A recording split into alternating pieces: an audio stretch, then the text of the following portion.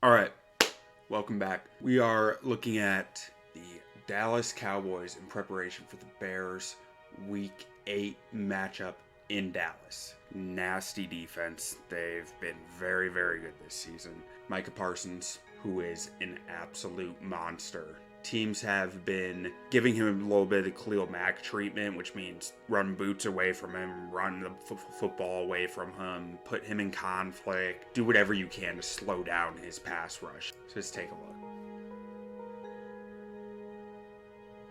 Across from him, DeMarcus Lawrence, a very, very good edge rusher in his own right. We're going to see him just run the circle here and get to Jones for the sack.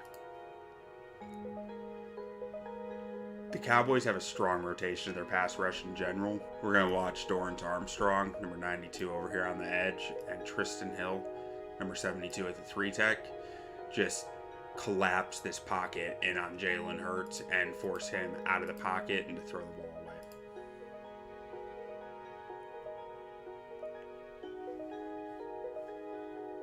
We see a heavy blitz front with maybe 7 guys coming. They're going to show a simulated pressure a lot and not bring it, maybe switch it up. On this play, though, that they bring all these guys, especially if you watch him right here. I think that's 92, Armstrong. He's really just going to occupy these two to open it up for everybody else on his side. So just take a look here. How do you slow down a pass rush like that? Use some RPOs. Watch Osa Odigizua. You see him come in here on Isaac Samoa. Samoa is a good offensive guard, and he's going to just beat him. He was just a little too quick off the first step and blows this thing up. The RPOs were a major reason why Philly was able to put up some points on this Cowboys defense and ultimately win this game. We're going to see Goddard running a route right about there. And watch Leighton Vander Esch on this play. He's going to come down real hard on the RPO, and he has no room to recover against Goddard. So this one comes back to a great way to slow down Micah Parsons and kind of take him out of his element as a pass rusher. Run an RPO like this. They ran this a few times in this game in key spots as well. You're going to pay attention to the running back, to Hurts, and to A.J. Brown.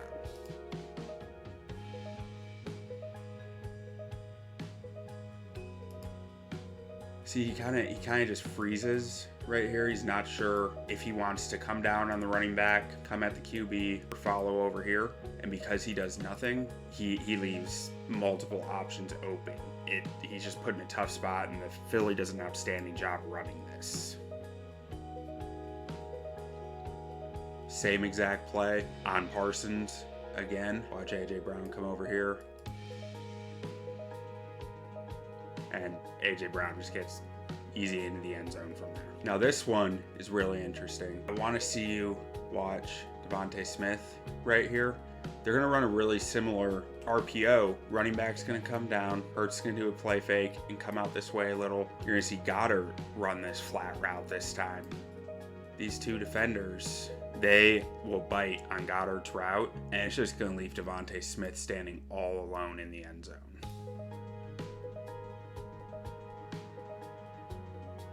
Now let's move on to some of the read option. Philly really gave Dallas a bunch of paper cuts all game with these read option plays. On this one, it actually gets stuffed. I want to show you one that the Cowboys answered well first. You see Quinton Bohanna right here. Just kind of handles Kelsey, closes up this gap, which is where 26 wants to go to.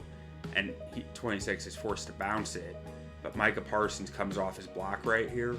Does a good job setting the edge, and there's no place to go. Bohanna is one of the biggest defensive linemen Dallas has, and one of their better run defenders. They also just got Jonathan Hankins, and that might change stuff up for them a little. Watch Leighton Vander Esch right here. He declares his intentions pretty heavily right here pre-snap, which makes number 69's job a lot easier, knowing that he's going to have to worry about him coming in on him, and there's no surprise. And they're going to run this read option at Micah Parsons over here. And watch him here and compare him to what we just saw with Lawrence. Like, see how far back he stayed? Whereas Lawrence was right up here by now to do something about this, but he just kind of froze. because he froze, it left this gap that he has a bad angle on the running back right now. 5-6 yards, and it should have been for nothing.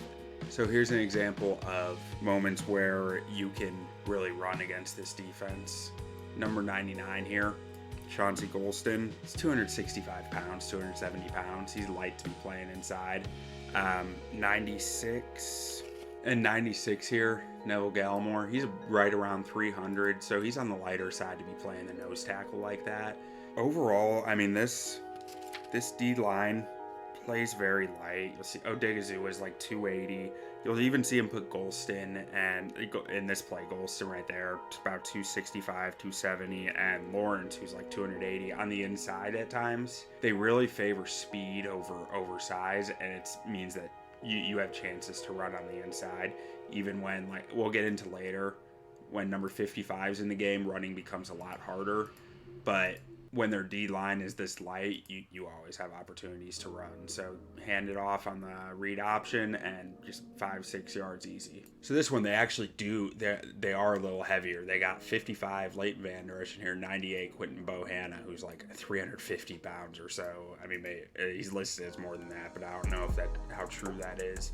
But on third downs, they tend to like to get really wide alignments on the D-line. Like, look at this. You're asking Bohanna to cover essentially, so he's got this gap, he's got this gap, he's got this gap. I mean, he's kind of got this gap, but he's pretty far out from it. So you're asking Bohanna to cover 1, 2.5 gaps.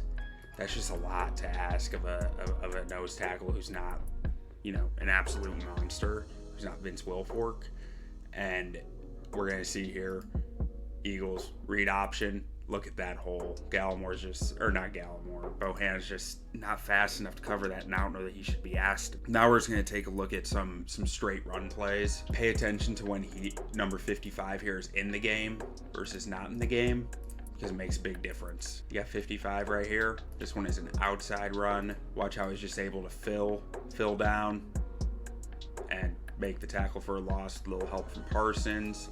Now, this time around, we don't have number 55 on the field. We have Parsons and Anthony Barr at linebacker.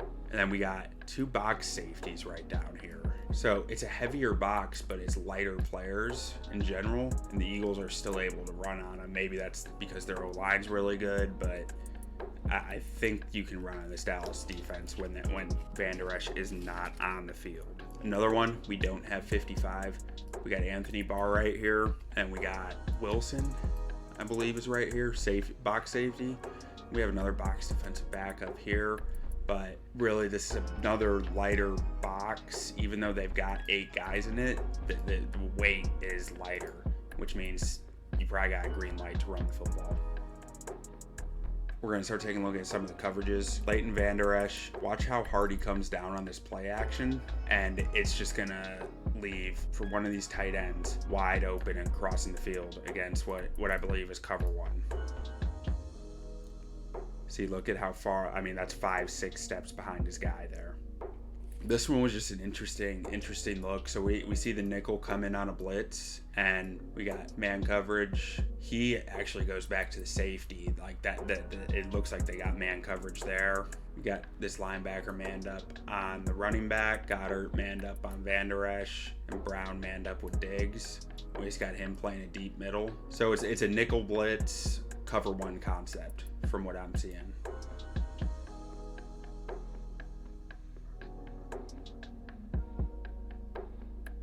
This next one was another interesting concept. So you're going to see him come down here and kind of spy on Hurts, and it ends up being back in another cover 1 look.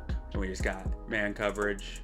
Let's see, I believe man coverage, and one of these guys has the running back. So it's another just straight man cover 1 concept, and they use the safety to spy the quarterback, which is a little different than some stuff I'd seen. That's all I got for you folks. Make sure to comment, like, subscribe. Let me know what you liked about it, what you didn't like about it, what you'd like to see in the future. And go Bears.